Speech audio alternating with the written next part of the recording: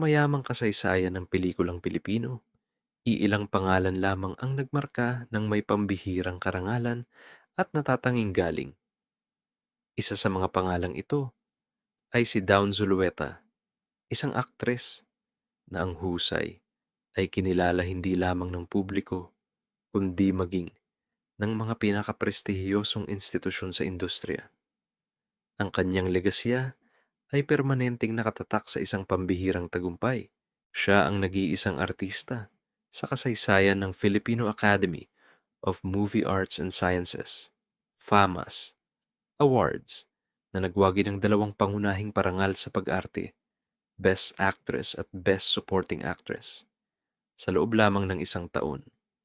Ang natatanging karangalang ito na nakamit noong 1992 ay testamento sa kanyang pambihirang kakayahan at naging pundasyon ng isang karerang hinangaan at patuloy na tinitingala. Si Rachel Marie Salmantaleon Lagdameo, na mas kinilala ng publiko sa kanyang screen name na Dawn Zulueta, ay isinilang noong ika-4 ng Marso, 1969 sa Maynila. Ang kanyang ama, si Jose Fazil Talion, ay nagmula sa Iloilo. Sa panig ng kanyang ina, taglay niya ang isang kakaibang lahi. Ang kanyang lolo sa ina, na si George Anton Salman, ay isang Palestinian Arab na nanirahan sa Pilipinas matapos ang ikalawang digmaang pandaigdig. Nag-asawa ito ng isang Pilipinang mula sa Bulacan na siyang nag-ugat ng kanilang pamilya sa bansa. Ang pinaghalong lahing ito ay masasalamin sa kanyang natatanging ganda na naging isa sa kanyang mga pangunahing katangian sa industriya. Ang kanyang pagpasok sa mundo ng showbiz ay hindi sinasadya, ngunit tila itinakda ng tadhana. Noong 1986, ang kanyang mukha ay unang nasilayan ng milyon-milyong Pilipino sa isang tanyag na patalastas ng close-up toothpaste, kung saan nakasama niya ang aktor na si Tonton Gutierrez. Ang patalastas na ito, na may di malilimutang linya at tema, ay hindi lamang nagpakilala ng isang produkto, kundi ng isang bagong mukha na may angking karisma at telegenic na appeal. Ang tagumpay nito ay mabilis na nakakuha ng atensyon ng mga taga-industriya, partikular na ng mga haligi ng Viva Films na sina Vic Del Rosario at Mina Aragon. Sila ang nakakita sa kanya ng potensyal bilang isang bituin at masigasig na kumumbinsi sa kanya na subukan ang pag-arte. Bagamat may pag-aalinlangan sa simula, pumayag si Dawn na pasukin ang pelikula. Ang kanyang unang proyekto sa ilalim ng Viva Films ay ang pelikulang nakagapos na Puso noong 1986. Kahit ito ay isang panimulang hakbang lamang, sapat na ito upang magbukas ng maraming oportunidad para sa kanya. Kasunod ng kanyang unang pagganap, sunod-sunod na ang mga alok na dumating. Sa mga unang taon ng kanyang karera, ipinakita niya ang kanyang kakayahang umangkop sa iba't ibang genre. Naging leading lady siya sa mga pelikulang komedya tulad ng Bondying, 1988, na pinagbidahan ni Jimmy Santos, at Alias, Batman at Robin, 1989, kung saan nakatambal niya ang tambalang Joey De Leon at ang anak nitong si KMP De Leon. Bukod sa pag-arte, sinubukan din ni Dawn ang larangan ng pag-host. Ang kanyang ganda at talino ay naging dahilan upang maging regular siyang co-host sa mga sikat na programa noong panahong iyon. Kabilang dito ang musical variety show na GMA Super Show, ang The Sharon Cuneta Show, at ang RSVP noong dekada 80 hanggang unang bahagi ng dekada 70. Ang mga karanasang ito ay lalong nagpakilala sa kanya sa mas malawak na manunood at nagpatibay sa kanyang posisyon bilang isang versatile na personalidad sa telebisyon. Ang taong 1991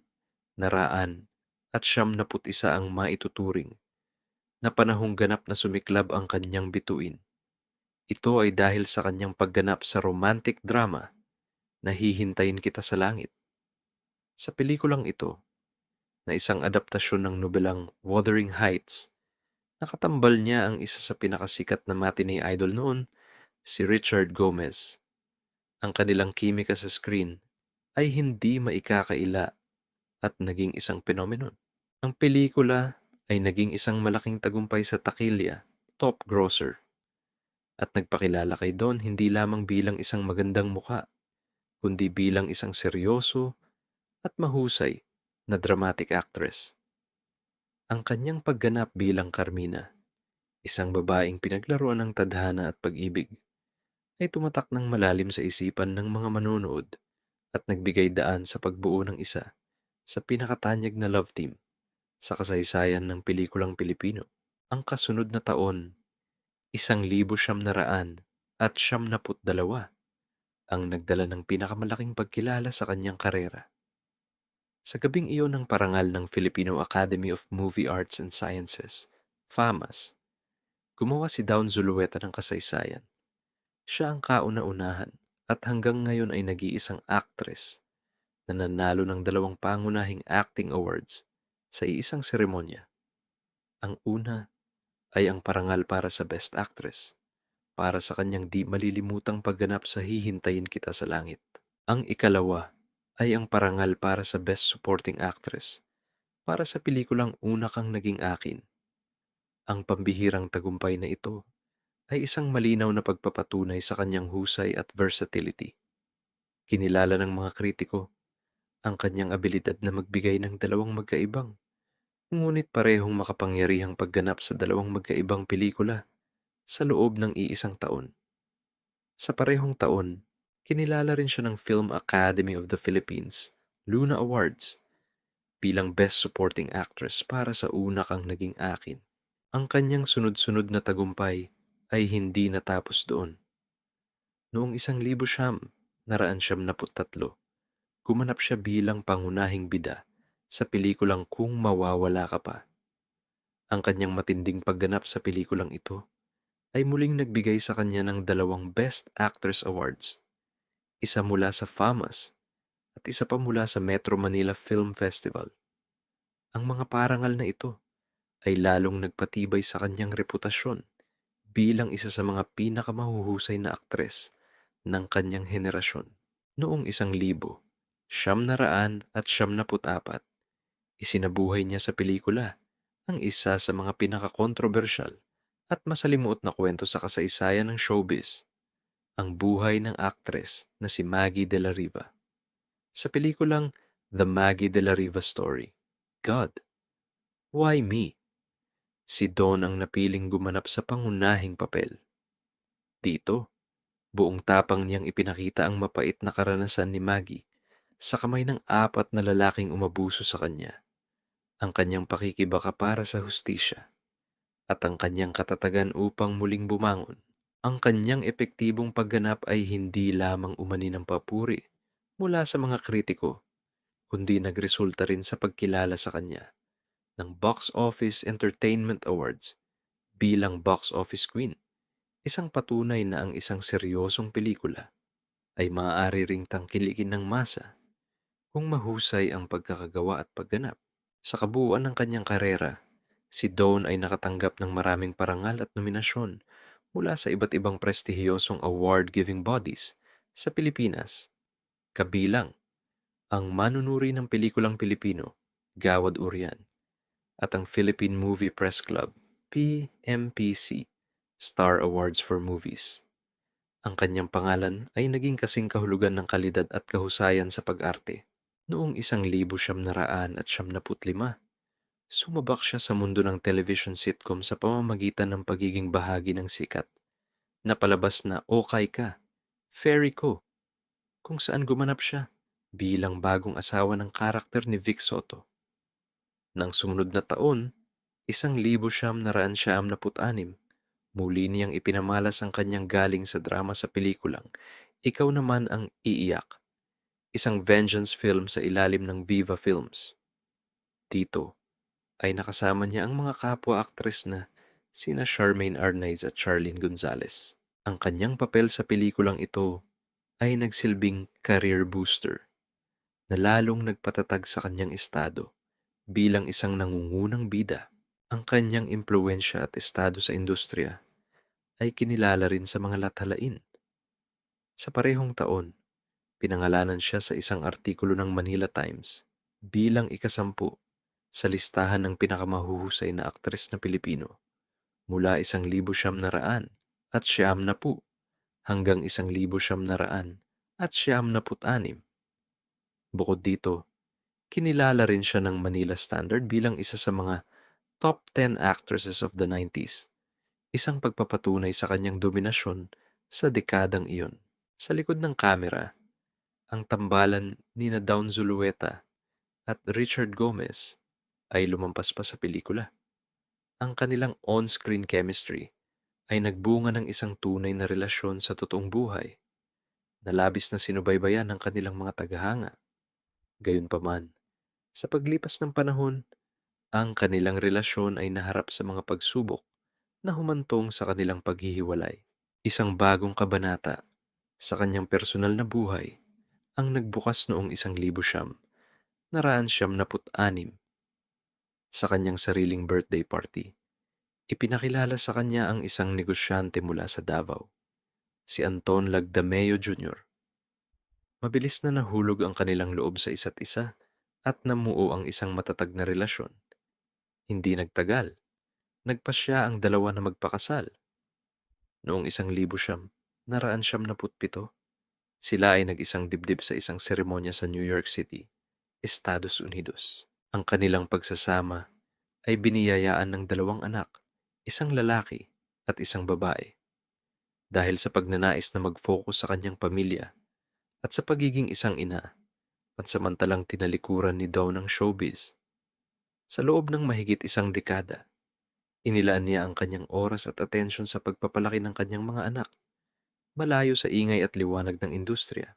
Ngunit ang tawag ng pag-arte ay nanatiling malakas. Noong 2010, nagpasya siyang bumalik sa entablado sa pamamagitan ng isang stage musical na pinamagatang A Little Night Music. Ito ang nagsilbing hudyat ng kanyang unti-unting pagbabalik. Ang kanyang opisyal na pagbabalik sa telebisyon ay naganap noong 2011 nang gumanap siya sa remake ng sikat na teleseryeng Mula sa Puso. Ang isa sa pinakamalaking proyekto sa kanyang pagbabalik ay ang primetime television series ng ABS-CBN na walang hanggan noong 2012. Ang seryeng ito ay itinuring na isang reboot ng kanyang klasikong pelikulang Hihintayin Kita sa Langit. Dito, muli silang nagsama ng kanyang dating ka-love team na si Richard Gomez. Ang kanilang muling pagsasama sa screen ay tinangkilik ng husto ng mga manonood, kaapwa ng mga dati nilang tagahanga at ng bagong henerasyon. Pinatunayan nito na ang kanilang kimika ay nananatiling buhay at mabisa kahit pagkatapos ng maraming taon. Dahil sa tagumpay ng kanilang muling pagsasama, naasundan pa ito ng ilang proyekto. Gumanap sila bilang mga mas nakatatandang bersyon ng mga pangunahing karakter sa blockbuster na pelikulang She's Dating the Gangster, 2014, na pinagbidahan ni na Catherine Bernardo at Daniel Padilla. Nagsama rin sila sa soap opera na You're My Home, 2015 hanggang 2016, na siyang naging huli nilang kolaborasyon sa ngayon. Hanggang sa kasalukuyan, si Dawn Zulueta ay nananatiling aktibo sa industriya, bagamat mas pinipili na niya ang mga proyektong kanyang tinatanggap. Sa modernong panahon, nakahanap din siya ng bagong paraan upang maipahayag ang kanyang pagkamalikhain sa pamamagitan ng social media. Naging tanyag ang kanyang mga dress-up photo sa Instagram, kung saan nagbibihis siya bilang iba't ibang persona na labis na kinagigiliwan ng kanyang mga tagasunod.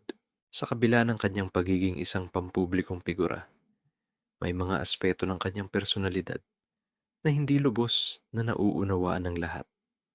Minsan siyang nabansagan bilang amnesia queen ng ilang kasamahan sa industriya dahil sa dami ng kanyang mga nakakatrabaho. Hindi niya raw maalala ang lahat ng pangalan. Ayon sa kanya, hindi siya masyadong madaldal sa publiko at maingat lamang siya sa pagpili ng mga isyung dapat sagutin, kaya't minsan ay napagkakamalan siyang suplada. Pagdating sa kanyang pamilya, malinaw ang kanyang paninindigan. Ayon sa aktres, kung siya ang masusunod, mas gugustuhin niyang hindi pasukin ng kanyang mga anak ang showbiz. Subalit, kung ito man ang maging tadhana nila, buong puso niya silang susuportahan at gagabayan. Ngayon, sa edad na 55, si Dawn Zulueta ay masayang namumuhay kasama ang kanyang pamilya habang nananatiling isang iginagalang na icon sa industriya. Siya ay isang natatanging aktres na may natatanging talento, isang inspirasyon sa mga sumunod na henerasyon ng mga artista, at isang bituin na ang ningning ay patuloy na hinahangaan ng kanyang mga tagahanga. Ang kanyang pangalan ay mananatiling nakaukit sa kasaysayan, hindi lamang bilang isang magandang mukha sa screen, kundi bilang isang tunay na alagad ng sining na nag-iwan ng pambihirang marka sa pelikulang Pilipino.